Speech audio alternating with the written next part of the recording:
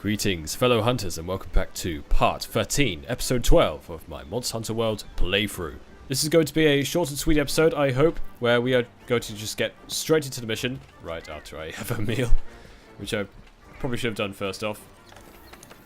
But in this part we are going to be taking an expedition to the Rotten Vale, the hellhole itself. We're going to be speaking to the 3rd Fleet Master to take on this perilous expedition. So let's head to the research base and get on with the next part of the story.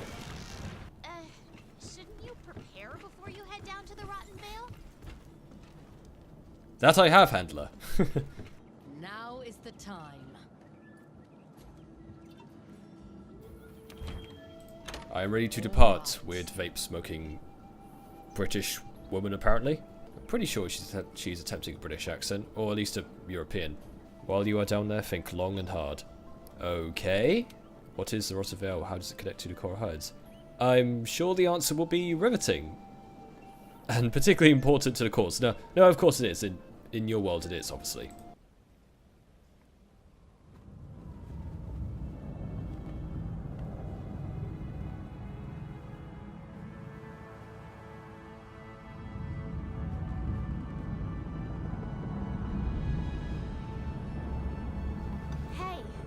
Over there.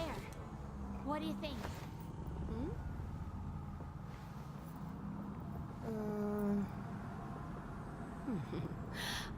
Very well.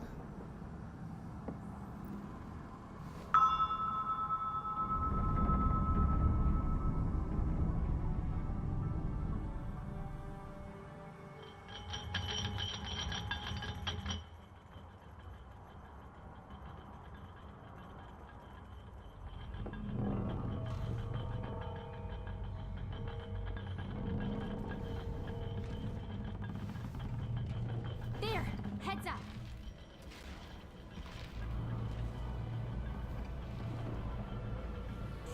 And spoilers, that is the large monster we're going to be fighting in this part. The Great Girros. It'll definitely complicate setting up camp. I know. Catch!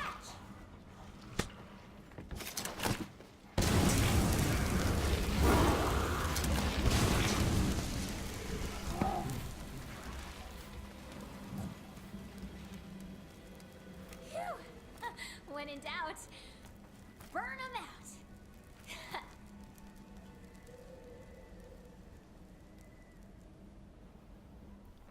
Well, it was lucky that was a blast slinger that happened to be. Hey, partner. And we've set up the camp pretty quickly. As you can see, we've got the torch stands, we've got the tents, we've got the supply box. But I'm not complaining. So anyway, here it is. Here we are. The depths of hell themselves, the Rotten Vale. It's pretty much a complete polar opposite to the Coral Highlands. It's dark, it's murky, it's full of infectious diseases and blights, etc. and disgusting monsters. But in a way, it's kind of its own beautiful world, and it's in its own way, obviously, a different kind of beauty.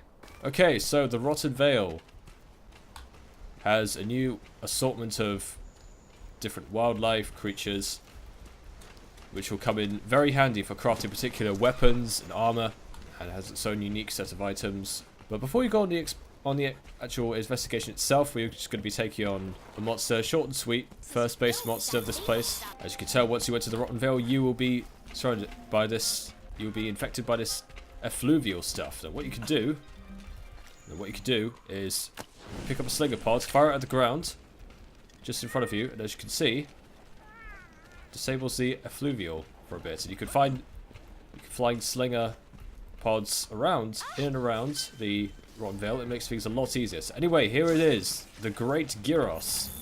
Let's get into it.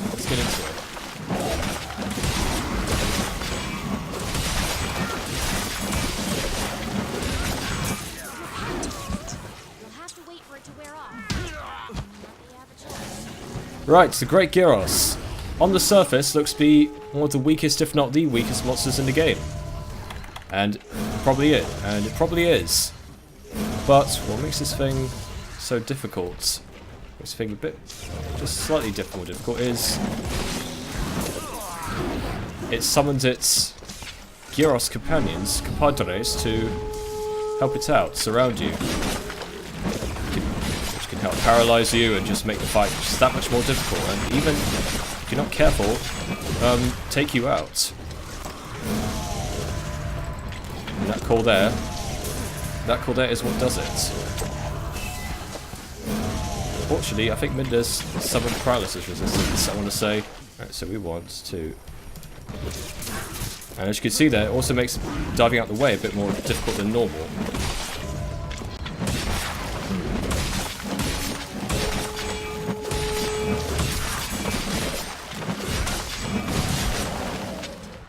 And as you can see, its attacks range from simple bite, fanged bites, and not much of a range. So, and it doesn't do that much damage either. So, if you can get it on its own, it could be very easy to overpower. But as you can see, I've been taking damage from the effluvial, which I've not been noticing. I should really have a more useful default item on me. Let's go over the whetstone fish.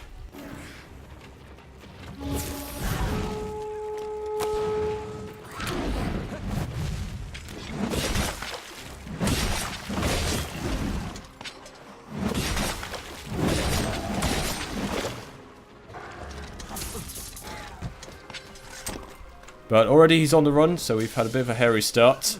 Thanks to the effluvial, really. I would also recommend using a lighter, more manageable option that's easier, that's quicker to sheathe, such as a longsword or an insect glaive, because using a slow, more tank-busting weapon, its Gyros compadre can get in closer to you easier and paralyze you and make the fight a little more difficult and even dangerous. And this is probably one of the worst places to fight the Great Girros, because as you can see, these weird infected bat things try to get at you as well. Seems like you're everyone's number one enemy in this place.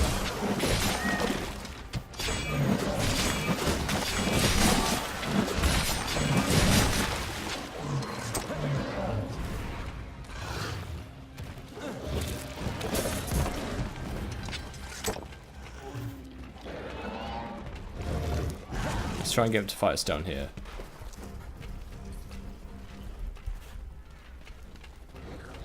Where's he off to now? He's still hanging around this area, which is a bit annoying.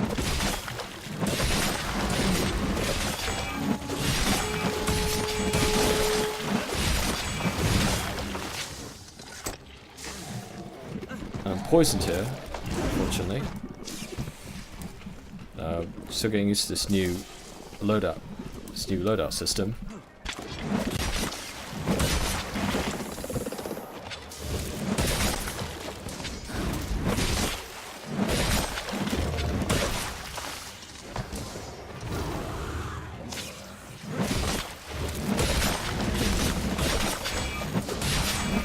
Also, as you can see, what's also helpful about the longsword here is that it can be useful for swapping away any Gyros trying to get at you from the sides.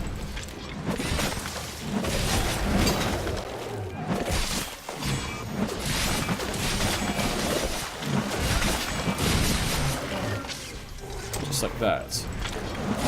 One thing I forgot to mention is that Great Gyros' biggest weakness is water, so that's why I have the Gyro Shuttle here again. So it's not like Pokemon. Well, it is if you count dragons.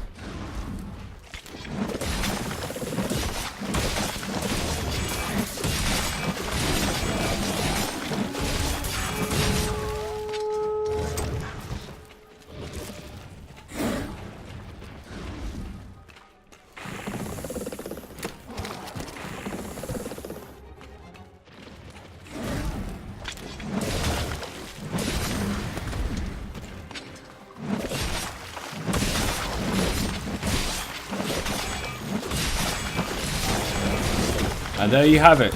Great Gyros is slayed. And that's really it. And there you have it, the Great Gyros. So, on its own, it is probably the weakest, one of the weaker, if not the weakest monsters in the game, really. Its attacks do very little damage. It can paralyze you, which can make the fight just a bit harder, but as long as you avoid getting paralyzed. You're able to maneuver around the Girros around you. And you have a light weapon that's good at dealing a, you know what I mean, just that a weapon has a good range, basically, like the Iron Katana. You should really have no problems with the Great Girros in that regard. So that's going to be it for this part. In the next part, we are going to be investigating the Rotten Vale and fighting a new monster, something a bit more challenging than the Great Girros. So I will see you guys then. Take care, fellow hunters. Thank you for watching, and I will see you all again in the next hunt. Farewell.